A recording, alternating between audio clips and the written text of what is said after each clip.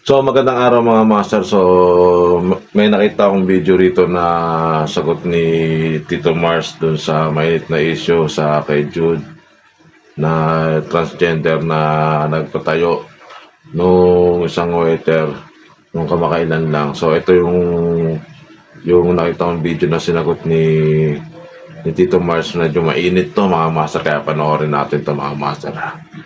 Mukha kang lalaki, hindi ka mukhang babae. Bakit ka nagalit nung tinawag ka ng mga tao sa paligid mo na sir? Mukha ka naman talagang sir.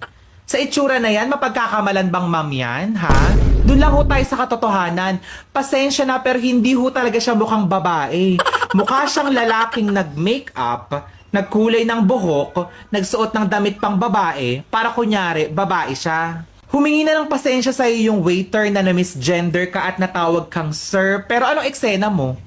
Ganda-gandahan ka na hindi mo tinanggap yung pasensya ng tao. Ang nangyari, napatayo yung tao ng 2 oras dahil sa masyado mong kafiling-filingan. Hindi mo masisisi na matatawag kang sir dahil mukha kang lalaki. Yun ho ang katotohanan. Mukha kang lalaki, hindi ka mukhang babae. Pag tayo nagkita tayong dalawa, hindi kita mapagkakamalang babae, pasensya na. Bakit ka nagagalit?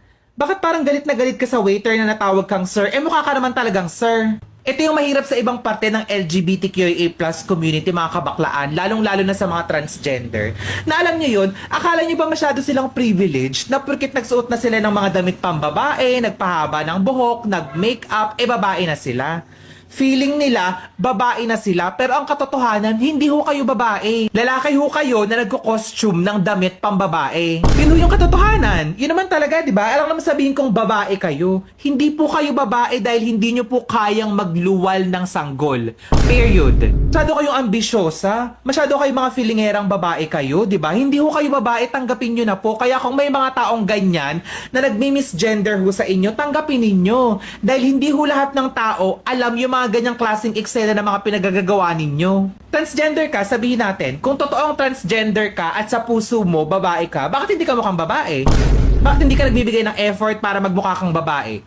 Bakit hindi ka nagpapapalit ng mga eksena mo, nagpapapayat, bakit hindi ka magpa-feminine, ganyan? Hindi ka kumilos, umasta, at magmukhang babae. Wag na wag mong sasabihin sa akin babae ka dahil hindi ka babae. Bakla ka. Ang dahil sa kafilingera mo, nakala mo babae ka, tignan mo yung nangyari sa waiter. Napatayo ng 2 oras, nabigyan ng leksyon na pwedeng hindi na naman na mangyari kung tinanggap mo na lang sana yung sorry nung bata. Mas matanda ka sa kanya, kitang-kita naman, di ba? Hindi mo naintindihan na yung mga waiter napapagod din yan. May mga trabaho yan. Gabi na, pagod na, kaya akala niya nagmukha kang lalaki sa paningin niya kahit mukha ka naman ho talagang lalaki pero hindi mo tinanggap. Masyado kang privileged, masyado kang pasikat. Yung mga ganitong klaseng bakla, yung inis na inis din ako eh. Na makaasta, akala mo mahamahadera, reyna-reynahan. Mukha ka hong lalaki, hindi ka mukhang babae. Kaya huwag mo sasabihin sa akin na transgender women are women. Transgender women ay mga babae, peste. Hindi kayo babae, bakla kayo. Pag tinawag kayo ng sir, huwag kayo magalit dahil yun yung katotohanan. So yun nga mga master, naparod na natin yung ni Tito Mars. So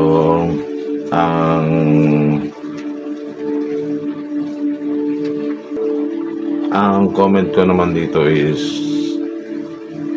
hindi dapat pinatayo ng ganong katagal yung waiter dahil lang sa tinawag siyang sir. Kasi nagkaroon na rin ako ng experience yan dati, nag-deliver ako dati na natawag kong sir yung isang LGBT, isang trans. So, okay lang, dinaan na lang namin sa biro. Pero para sa yung waiter ng ganun, siguro napakamali. No, kaya simula nun natuto ako kasi waiter naman ako. Delivery boy naman ako nun. So, lagi na lang ang tawag ko sa mga kapatid nating LGBTQ plus A na tinawag ko na lang silang boss.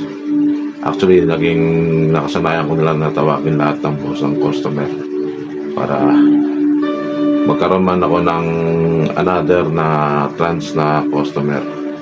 Boss pa rin tawag ko kasi wala namang specific gender na sinasabi ang boss.